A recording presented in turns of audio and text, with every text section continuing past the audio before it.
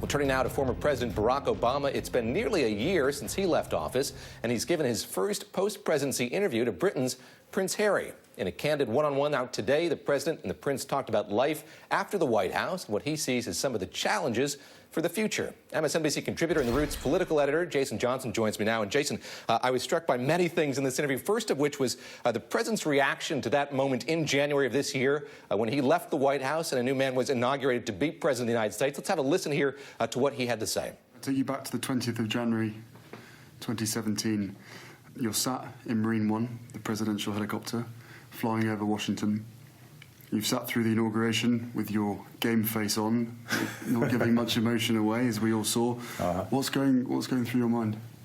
You know, the first thing that went through my mind was sitting across from Michelle, how thankful I was that she had been my partner through that whole process. The sense that there was a completion and that we had done the work in a way that preserved our integrity and left us whole, and that we hadn't fundamentally changed, I think was a satisfying feeling. Now, that was mixed with all the work that was still undone and concerns about how the country moves forward.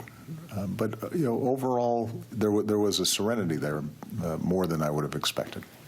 The president with his game face on. Jason Johnson, let me ask you about the serenity that he describes there. How surprised were you hearing that, about how zen he was, how he felt about that day in January?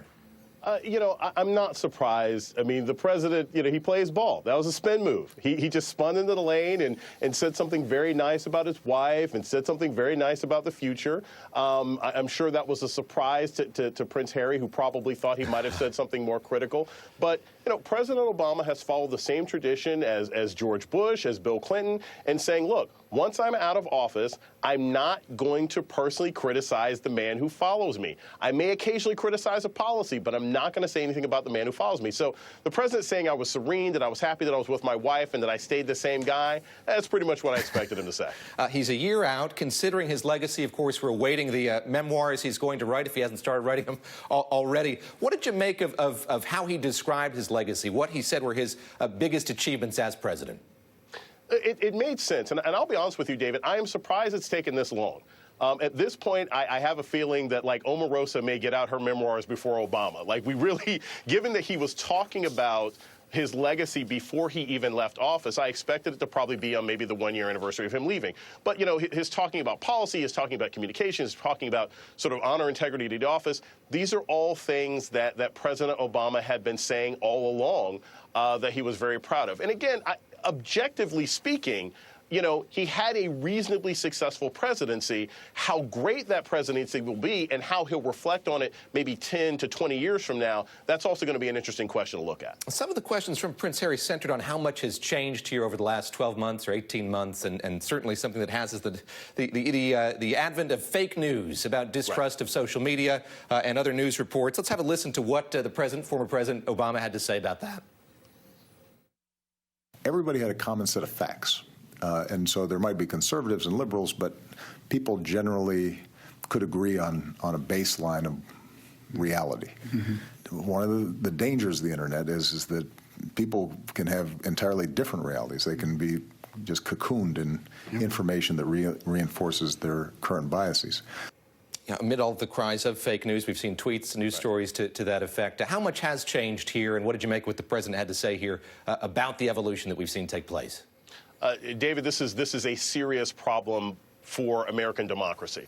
Look, there have always been silos of Americans who only get their news from their local paper instead of the city paper, who only got their news from their local pastor instead of other individuals. But what we have now are consistent examples of sometimes foreign countries, sometimes political parties, specifically spreading information that is not true in order to distract or diminish the power of other political parties, and that's dangerous. And I think the president speaks to that by saying, hey, look, you know, people have to be more careful about what they tweet. What it also suggests is this, and he's not the only person who said it. When you have a president of the United States, our current president, President Trump, who says, look, any information that I don't agree with is a lie, it's not only a danger to the health of our democracy, but it's a danger to the fourth estate, which is journalism, which has the responsibility of taking facts and presenting them to the public. So he was sort of speaking to the health of our future democracy with our current president. Jason, I'll ask you about the format here. As I said, the president hasn't done an interview since he left office. Here he is sitting down with another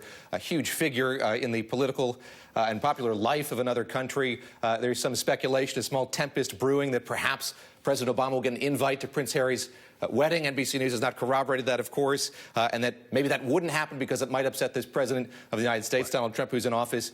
Now, what do you make just about the relationship that you saw there or heard there between the president and the prince, and what does it say about leadership at this level?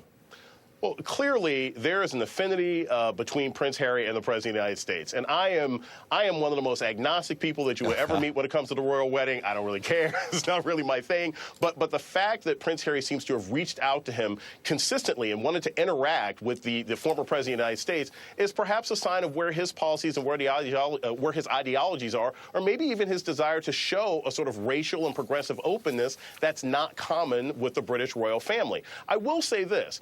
I'm not particularly fond of the idea that Prince Harry has done the first major interview with a president of the United States. There are plenty of journalists in the United States who are capable, confident, and competent who could have done that interview, could ask some very serious, important questions about Obama's legacy, and we still haven't had that opportunity. So I wish this wasn't the first time he had talked, but I think that Prince Harry himself is sort of establishing his own pathway of saying, hey, look, I'm going to be that guy. I'm going to be open. And I'll mention this real quick, David. Look, the Obamas weren't invited to Prince William's wedding either. So depending on how personal they want to make this wedding, it's not necessarily a scandal if Michelle and Barack aren't invited. Jason, thank you very much. I'm going to make sure we book you in May for that royal wedding coverage. Jason Johnson joining us today from Los Angeles. And when we come back here,